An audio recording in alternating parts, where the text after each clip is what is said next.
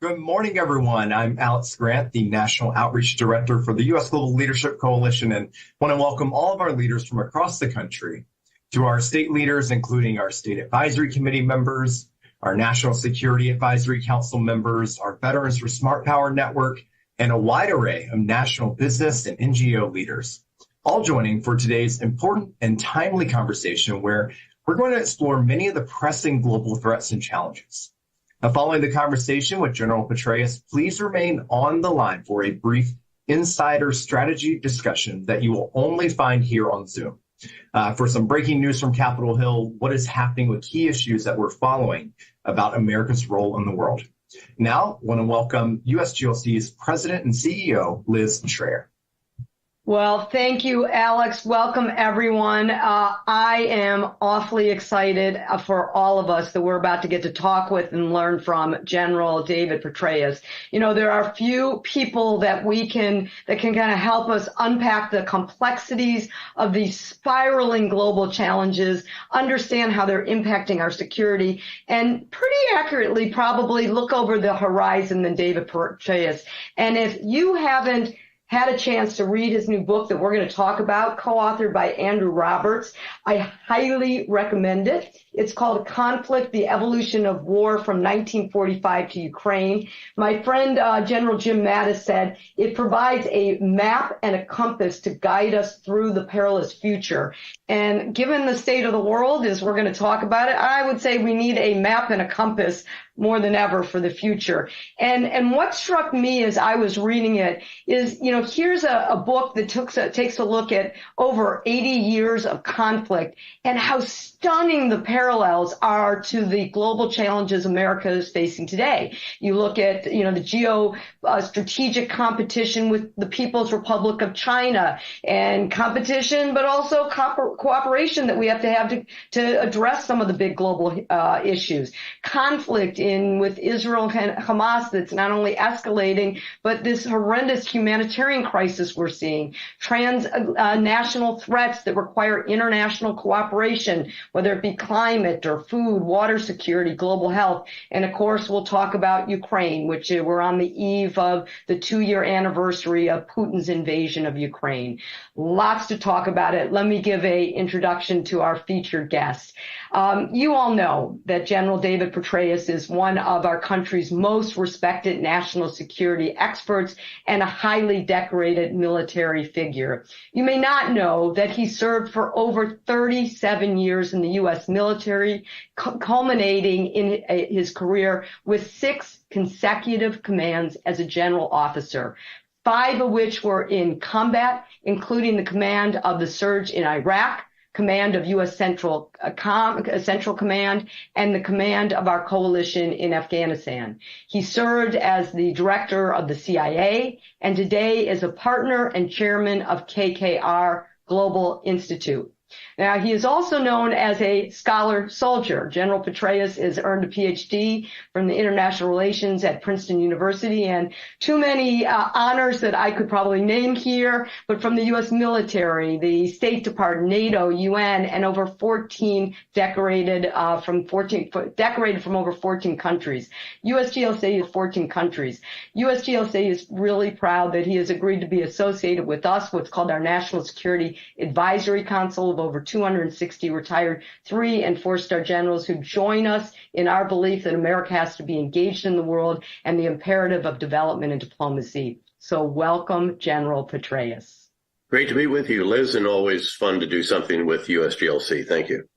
Well, I have to start with one more fact. It's Super Bowl Sunday this weekend, and I learned that you are the only person in uniform that threw out both the first pitch at the World Series and tossed the coin in the Super Bowl. That is really impressive to add to your resume. It was a big thrill. Thank you. Will you share? Tossing the coin was a lot easier than throwing a pitch, I can tell you, which I was determined to do from the top of the mound, from the rubber, and thankfully it was a strike. I am not surprised that you would do that. Well, we practiced for several days, believe it or not, in the National Stadium. I was in Washington initially and then flew down to Tampa, which is where the game was. They literally opened the stadium to us for several days because they were no longer in the playoffs, and got the groove back, thankfully. Well, I'm going to go back and take a look at it, and I just want to know if they're also this year calling on your military logistics expertise to make sure Taylor Swift gets back from Tokyo in time. I think that her logistics arrangements are probably far better than the U.S. military can provide, noting how many times Tony Blinken's VIP aircraft has broken down this week alone. Well, let's get to some of the, I guess, more serious issues, and I want to draw on your book, and I want to start with Ukraine. And you write in your book called Conflict that our enemies underestimated the West's willingness to band together. A lot of people said that, but you said something a little different. You said when we were confronted with conflicts that challenged our values, and I really was taken by that. And you described the flaw in their thinking about how our enemies were surprised about the U.S.-led coalition that stood so strong against Putin. So here we are, as I said earlier, facing the 2-year anniversary, and we're seeing Europe step up. Now, for every dollar the U.S. is spending, Europe is spending $3. They're now putting the most money in. America was very supportive in our financial support, military and economic, but we haven't provided financial support in over a year. And after watching Capitol Hill for the last 48 hours, it's not looking so great. USGLC has been very aggressive in supporting the national security package. So here's my question. How concerned are you that Putin may be winning, may win, especially without additional U.S. support? Give us your sense of where we are. Well, I'm very concerned, and I'm glad that USGLC is leading the way on Capitol Hill to encourage those there to step up to the plate in the same way that the EU just has done. In fact, the EU just passed another $54 billion equivalent of support for Ukraine. And as you noted, they've already given far more than we have in aggregate. They've actually even provided more European countries together than we have in security assistance, slightly more than our $44 billion. I do believe that our response was impressive. I also tend to think that there were some reasons why Vladimir Putin did underestimate the U.S.-led Western response, in part because of our withdrawal from Afghanistan. When we only had 3,500 troops there, the other coalition members wanted to stay, and we hadn't lost a soldier in 18 months until that tragic suicide bombing at the international airport in Kabul. Those tend to reverberate. One of the messages in the book, in fact, is that what happens in one part of the world does have repercussions, implications in others. I remember, in fact, being in a Southeast Asian country, meeting with a prime minister who said, that red line in Syria, that wasn't a red line. It was back then. That could have implications out here. And I think we have to be very conscious of that. And this is another case of that. If we want to ensure that deterrence in the Indo-Pacific is rock solid, deterrence being, of course, the potential adversary's assessment of your capabilities on the one hand and your willingness to employ them on the other, then they would see an inability on Capitol Hill to support a country that is fighting for its very survival, for its independence, a country that shares the values to a considerable degree that we do, committed to democracy, free market capitalism, and so on, with lots of shortcomings, to be sure. But if we can't do that, and we're not fighting and dying there, they're doing that. They are just asking for our assistance. In the grand scheme of our budget, $850 billion a year or so for defense, another, whatever it may be, end up being $60 billion, not all of it security, to be sure, is more than doable and very, very important.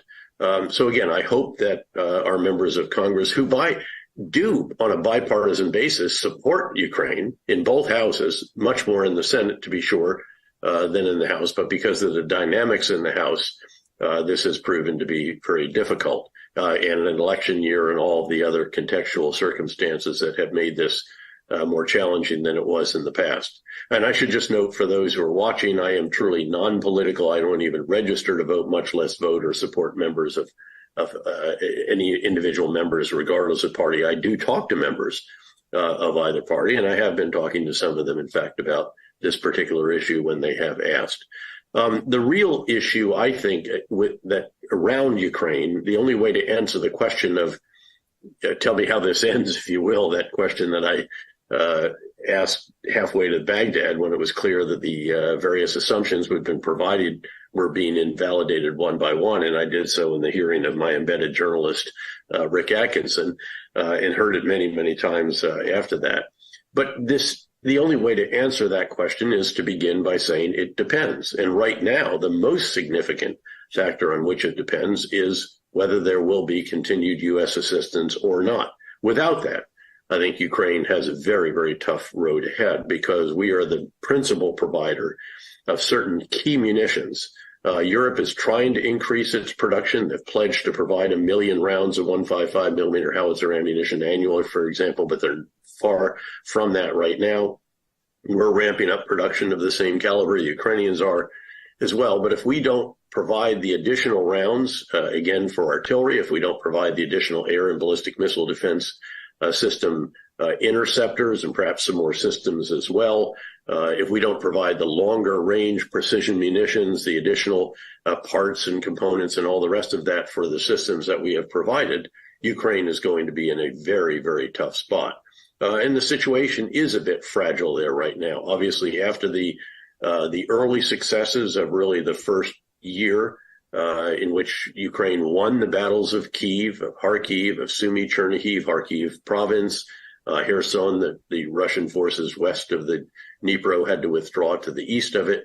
Then the lines hardened, and they haven't moved that dramatically much. They've gone a bit back and forth. The Ukrainians did have some incremental gains during the counteroffensive last summer, but it was not what we all hoped it would be, in part, only in part, because of some of the delay in the decisions that we made. I felt that the U.S. response in particular in the outset was quite impressive.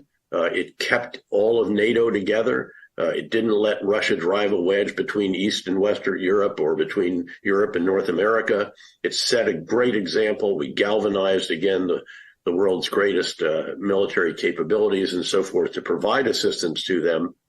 But we delayed some critical decisions, such as the provision of M1 tanks, which then unlocked the German decision to provide Leopards, the decision to provide Western aircraft, which I felt was inevitable many, many months, if not a year, prior to the decision being made. There were no more MiGs that any country could provide to Ukraine at that point in time. They were going to have to shift to Western aircraft. The only question was whether it was the F-16 or say a similar system, one made, for example, by Sweden, the Gripen.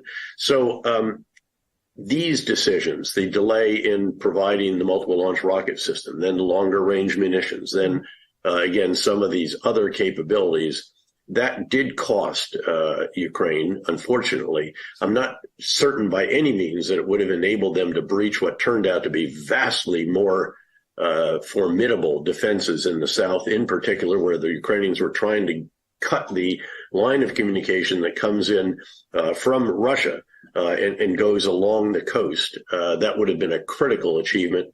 They fell far short of that.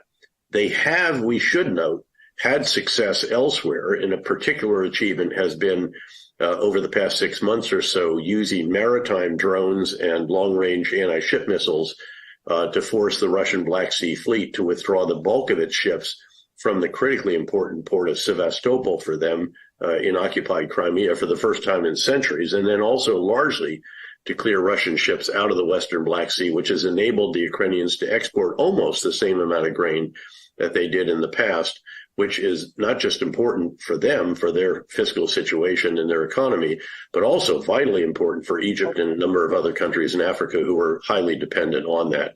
So again, this all depends. It depends in particular on U.S. assistance. It depends also on the relative capabilities of Ukraine and Russia to recruit, train, equip, and deploy additional replacement soldiers, and then also additional units and new capabilities. It depends on their respective races to establish new technologies, to use them, to manufacture them, noting that Ukraine's military industrial base is really quite impressive. Keep in mind that it was one of the heart of the USSR's industrial capacity when it came to security capabilities.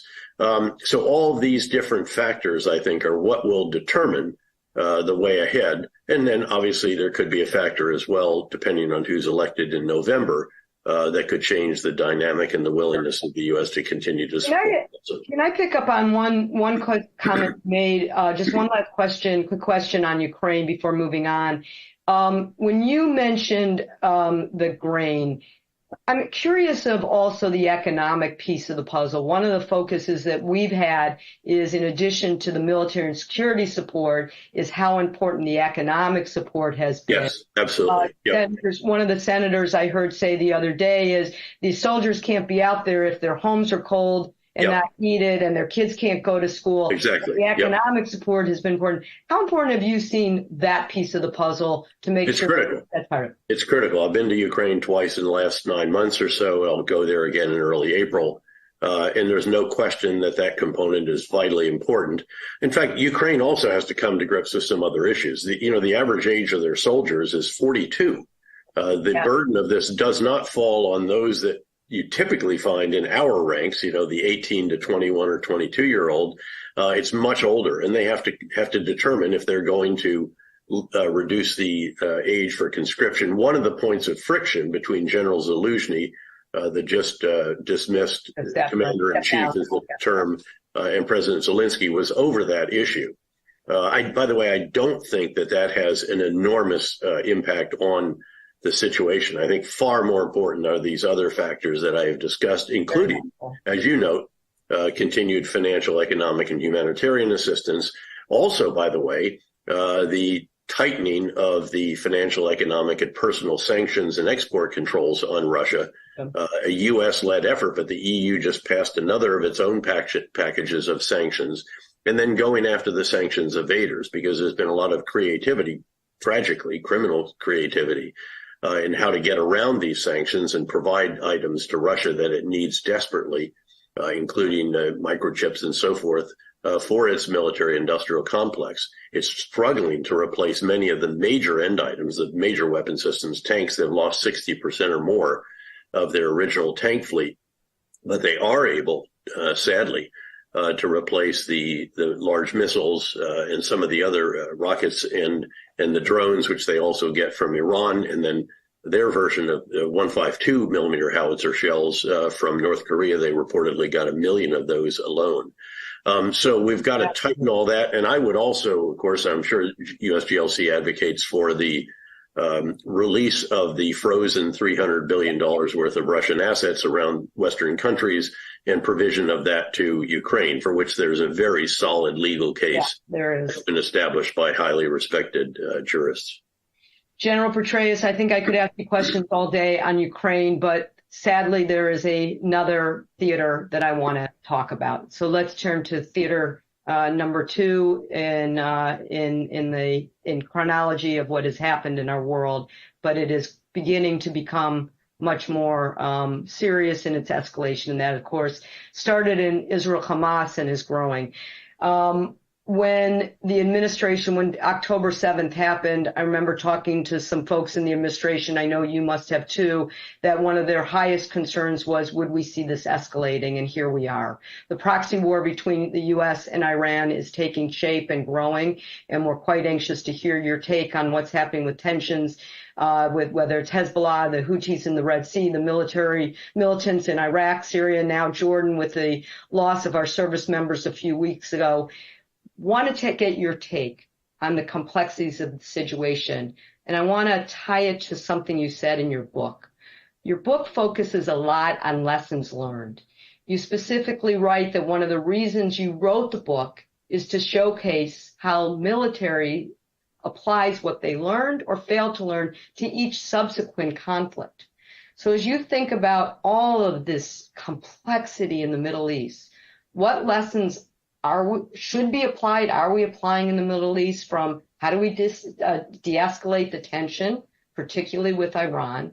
And how do we just stop this from escalating as we address what we know are a traumatized Israel population, still with 100+ hostages, frightened by their own security, and a growing humanitarian crisis in Gaza? Where are we?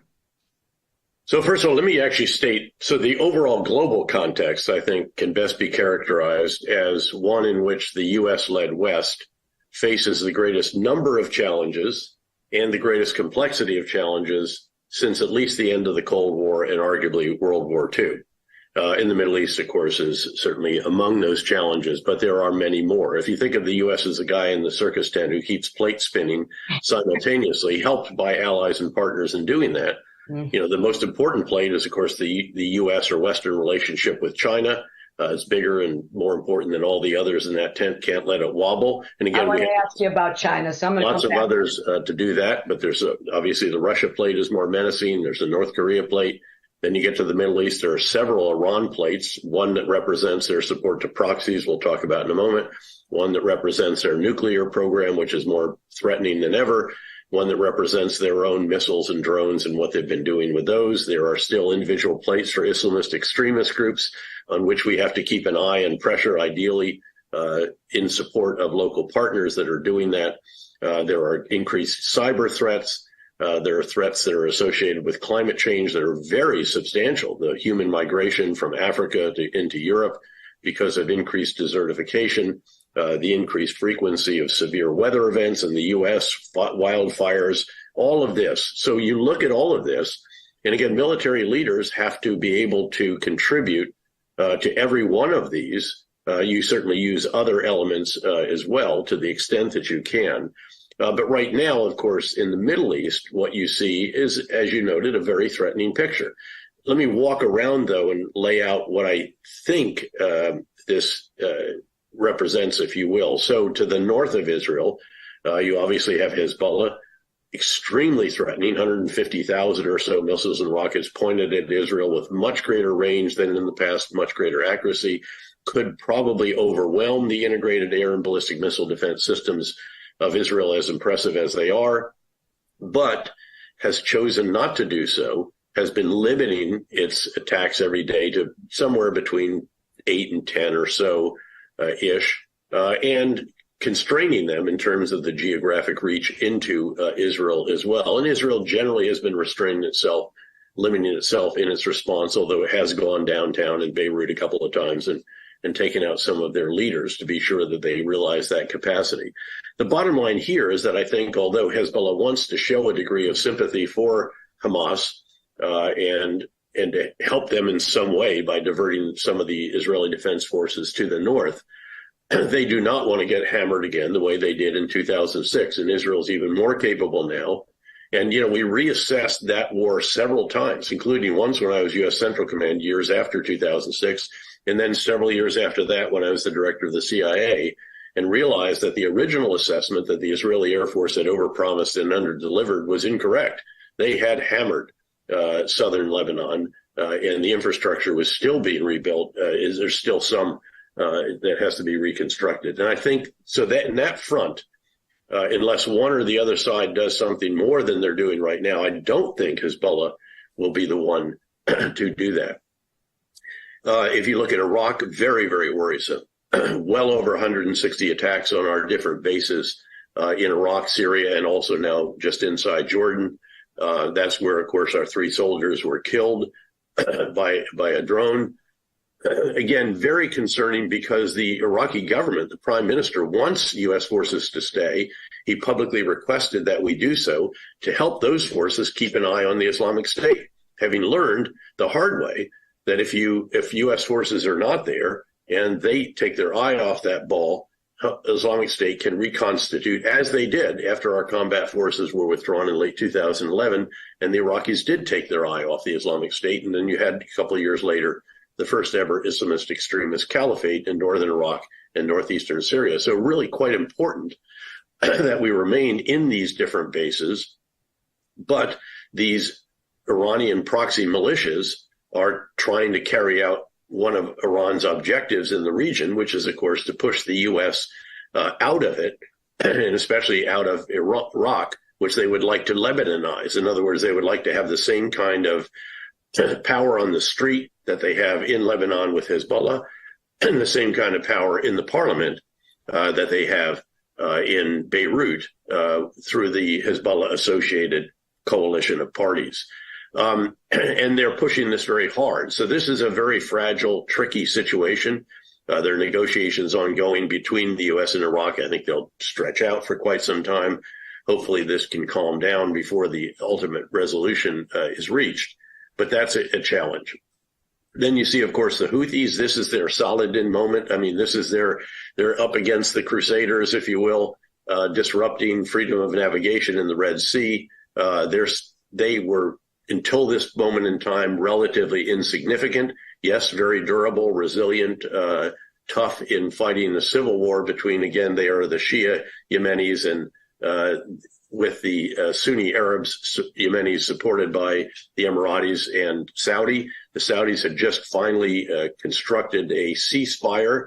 It's important to the Saudis as well as to the people of Yemen because they were on the receiving end of a lot of the Iranian-provided missiles and drones that the Houthis were employing. So that's another tricky one.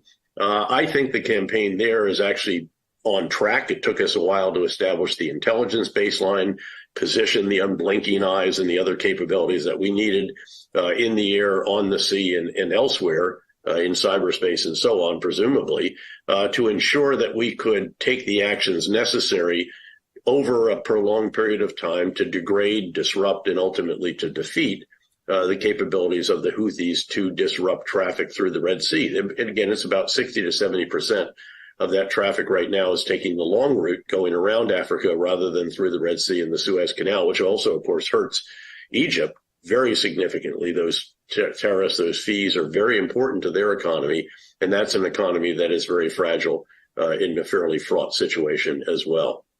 So you look at all of those. I think generally the U.S. is carrying out a relatively measured response because with respect to all those that want to go directly to Iran, no American president has done anything on Iranian soil since we actually destroyed the remnants of some of the wrecked helicopters at Desert One after we aborted the effort to try to rescue the hostages in Tehran in 1979. And it's for good reason. We don't know what the outcome would be. It's very uncertain. They have considerable capability. Could we prevail? Certainly we could prevail. And we can destroy their nuclear program and all the rest of that without question. Again, it's publicly known that we established that plan when I was the Central Command commander, and we rehearsed it one time, not in theater. But the potential for damage in the region and to the global economy. The global economy is not that affected by routing ships that take 10 to 14 days longer. The supply is still getting to Europe either from the Gulf or from Asia. And it costs a bit more, it takes a bit longer, but the supply chains have already adapted. And the price of Brent crude, which is the key benchmark that you watch when you're looking at the Middle East, has generally gone back down to where it was. There's usually a spike of $5 to $6 every time there's some kind of flare up, but then it eases back down because the overall global market situation is relatively it's not that tight the way it was before, as long as the Saudis keep their some of their supply off the market.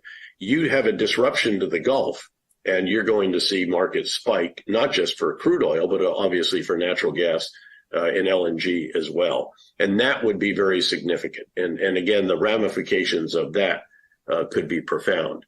So that's why there's an effort to avoid, again, the direct.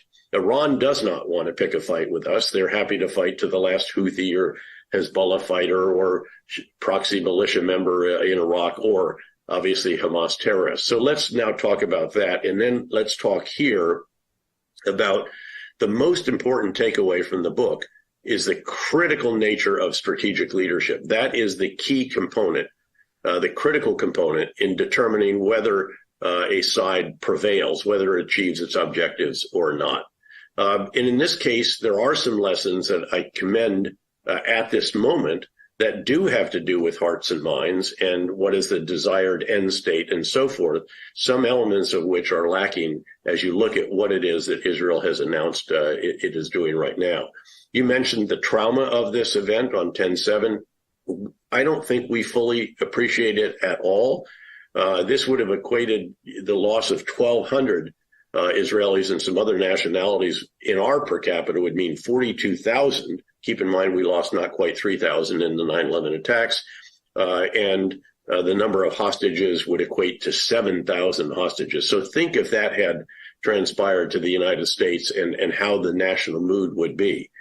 That said, as they go about this, my view is that there needs to be more of a counterinsurgency campaign mindset than a conventional war mindset, because ultimately you're going to have to clear and hold, not just clear and destroy Hamas or their infrastructure and unfortunately civilian infrastructure and civilian casualties along the way, but clear and hold, because you've got to keep Hamas from coming back and reconstituting. Keep in mind, destruction, which is what they have said their goal is relative to Hamas, means to render the enemy incapable of accomplishing his mission without reconstitution. Keep your eye on without reconstitution. In other words, you don't have to kill or capture every single last member of Hamas. You certainly need to put a huge dent in the force and in the leadership. And I would think that Yahya Sinwar has to be among those, just as Osama bin Laden was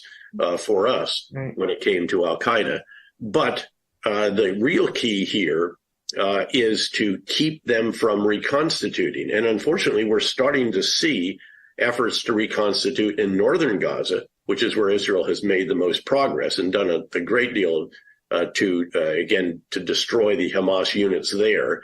They have a lot more work to do in central Gaza and even more down in the south, which is more challenging because that's where so many of the people, the Palestinians, have gone as they've been pushed out of these other areas.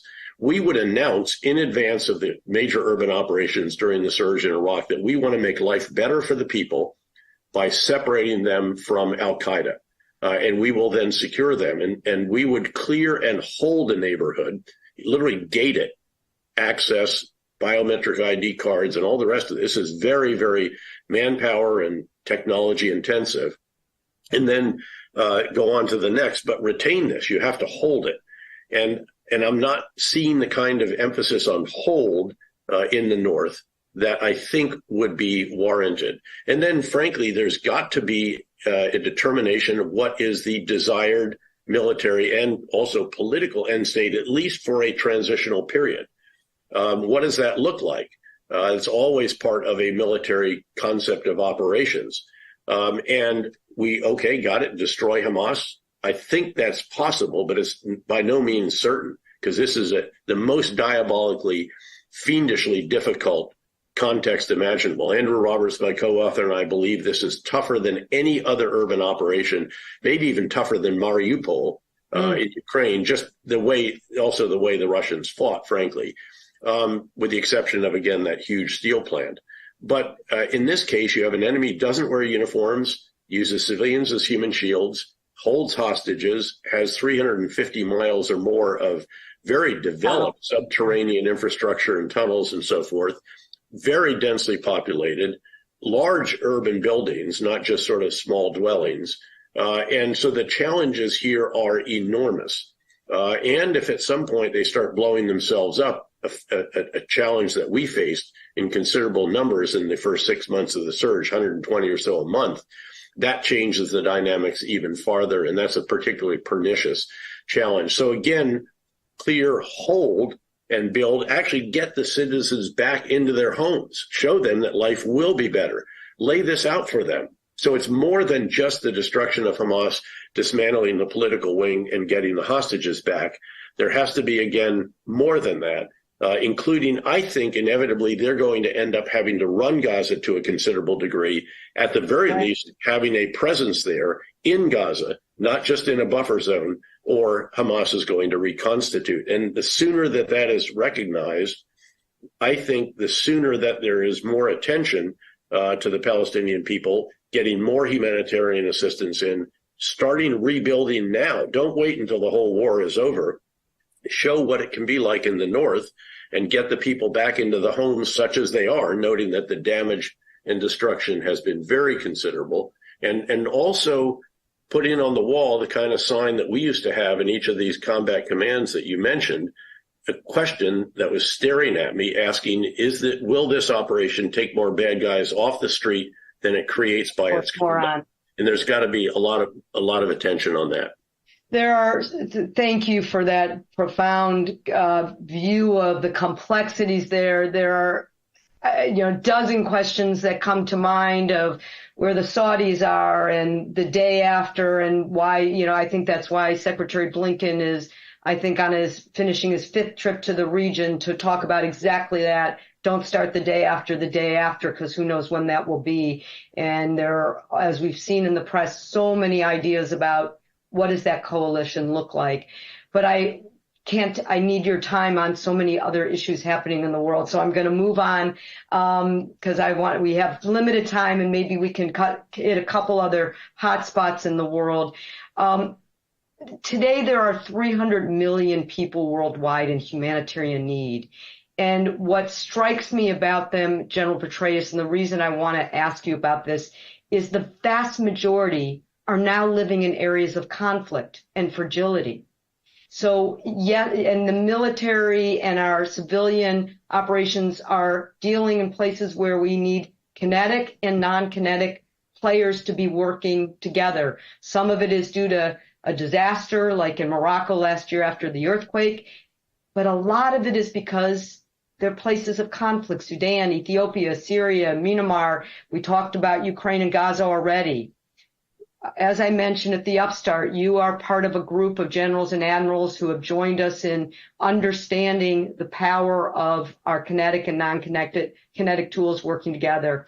And I recently heard you say, we've learned that while military action is necessary, it's not always sufficient. In fact, your quote, most of the time it's not sufficient. Can you talk about, as this world has changed, that the humanitarian needs are happening places of conflict? How do we deal with making sure we put the right resources in the right places together? Well, a couple of points here. First is that in almost every situation around the world, you have to have a comprehensive, integrated, whole of governments with an S on the end, to note that it's allies and partners together approach to a particular situation. And obviously preventive measures, preemptive measures wherever possible are obviously desirable, as is, of course, deterrence, because, as my co-author and I note, we state that deterrence, money spent on deterrence, while substantial, is usually a very wise investment, because if deterrence fails, obviously it's going to be much more costly. Second is, my great friend, shipmate Jim Mattis, always ready with a colorful explanation, once said, if you don't give me more diplomats, you're going to have to give me more ammunition. And it captured the reality really nicely. In fact, I was requested multiple years while in uniform to testify to the subcommittee of the Senate Foreign Relations Committee, or Appropriations Committee, that did overseas operations on behalf of the State Department in uniform, which the Department of Defense graciously allowed me to do, because I had a very real conviction, in Iraq and Afghanistan, we never could get all of the soft power tools that we needed.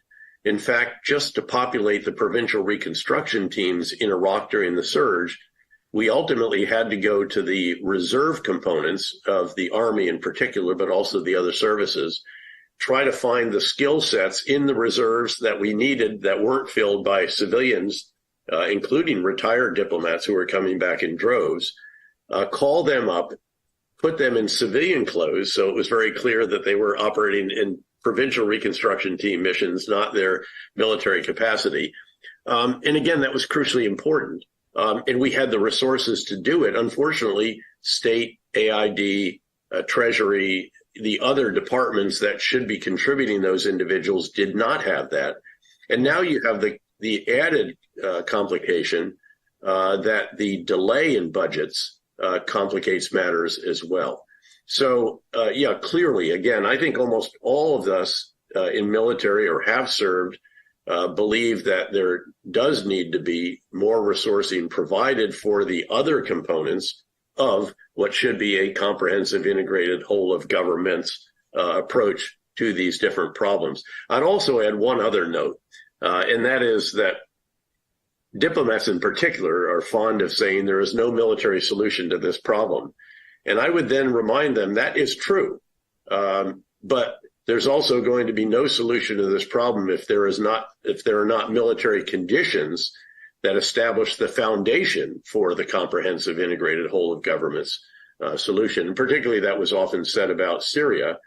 And that's not a memo that I think the opposition to us in that particular case received and acknowledged.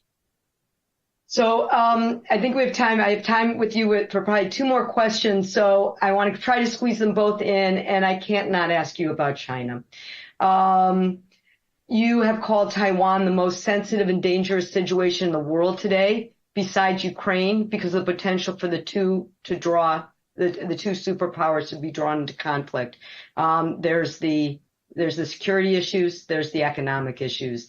General Petraeus, where do you see the dynamics right now and getting that balance right between competition and cooperation? We're quite concerned and are watching carefully about how they use their development and diplomacy toolkit. We saw that in the last decade, China has increased 525% their development and finance tools in the emerging markets. Where do you see this now? Well, this is one, again, where, again, the most important task of a strategic leader, someone at the very top, is to get the big ideas right. That has to happen. And if that's not done, as it was in Vietnam for 13 years, we didn't get the right strategy, the right big ideas. Everything else you do is building on a shaky foundation. The big idea here, and I think there's generally quite broad support of this. It's the one area on Capitol Hill and in the executive branch in which generally all agree that we should be firm, very firm with China, but not needlessly provocative, and that you can de-risk in certain respects, but you cannot decouple. Again, they're our third largest trading partner. I think we're their largest. They are right behind Mexico and Canada in that order. We are highly dependent on them for a whole variety of different goods, components, and so forth. And they, on their hand, can't feed their people or their livestock without what we export to them. So there is this very substantial mutual dependency. And that's what makes it different from the Cold War. Certainly there are aspects of the relationship that are similar in certain ways to the Cold War, but the overall analogy is undermined by the reality of our economic interchange and trade, which was nowhere at all present back in the days of the U.S. and the Soviet Union. And we need to be very, very conscious of that. I think fundamentally, Jake Sullivan has got it right when he describes the relationship as one of severe competition.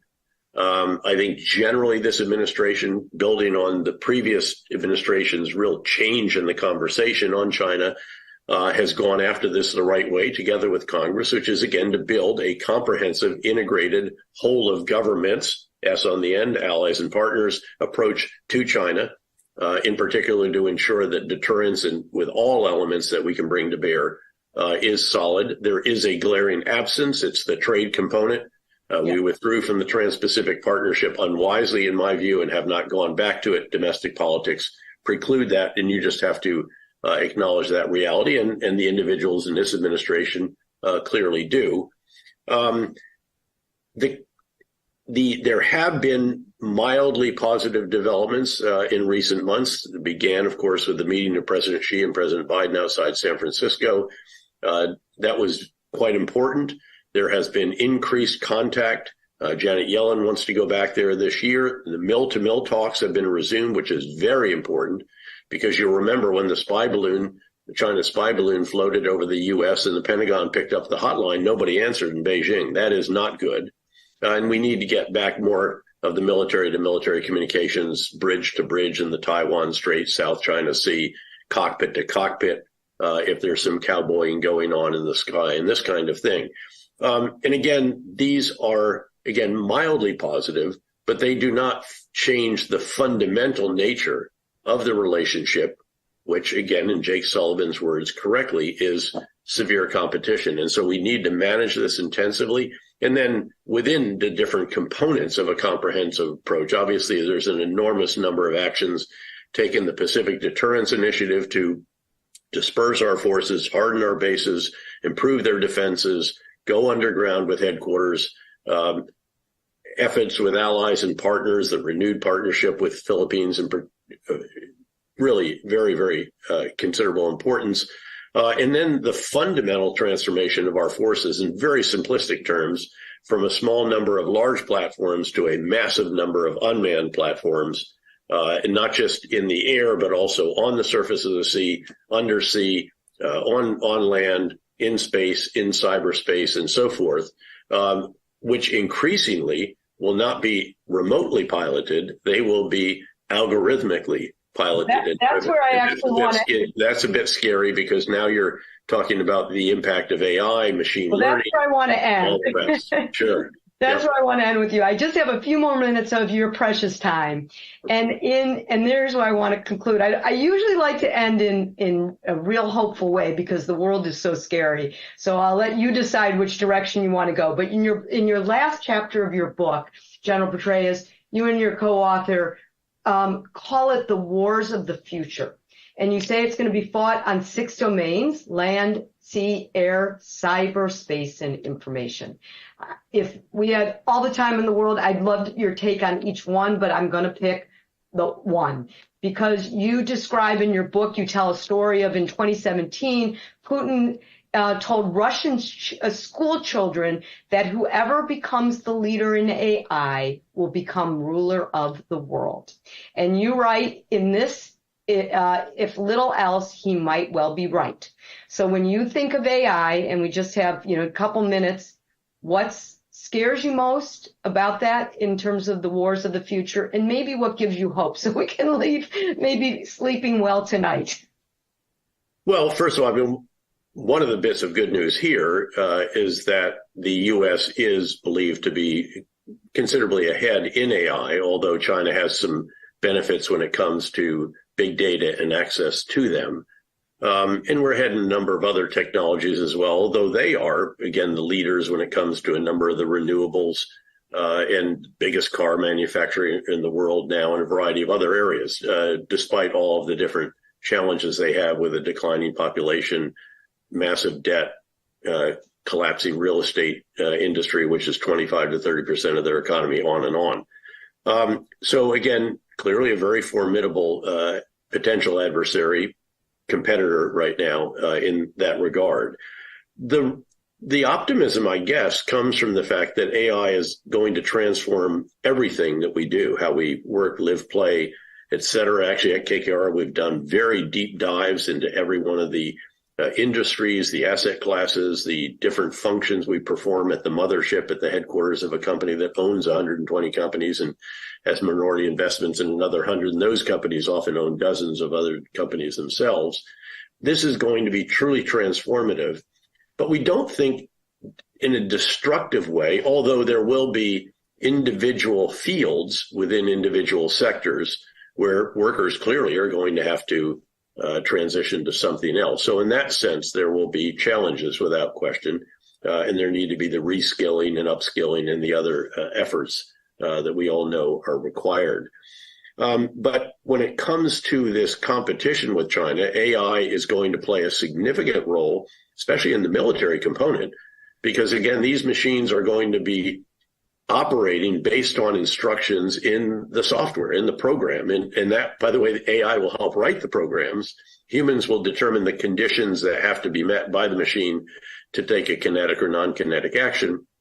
But at the end of the day, at some point, those machines are going to become autonomous, because if they're not, if they're constrained by a human in the loop still, our machine will lose because the other machine will be faster. That's the scary part. And that's where you can construct scenarios that could be quite worrisome. And we have to be very attentive to them, just as we have to be very attentive to the other challenges around AI that the U.S. and other governments are attempting to come to grips with in terms of, again, what is the base information? How do they get the data? All of these very quite profound issues that affect how good or bad AI can be in the different functions that it will perform, and those that in which it will enable us to perform, again, everything we do. live, work, play. Well, I thank you. I thank you, General Petraeus. Your leadership and your service to our country is truly unmatched. After this conversation, in some ways, I think I will not sleep as well because you opened my eyes once again up to the worries of the world. But I sleep well to know that you are continuing to stay in the world of conversation and enlighten all of us of the directions we need to go. Thank you for all. Great to be with you. Thanks, Liz, and thanks for your leadership of this great organization. It's a privilege to be a small part of it. Thank you.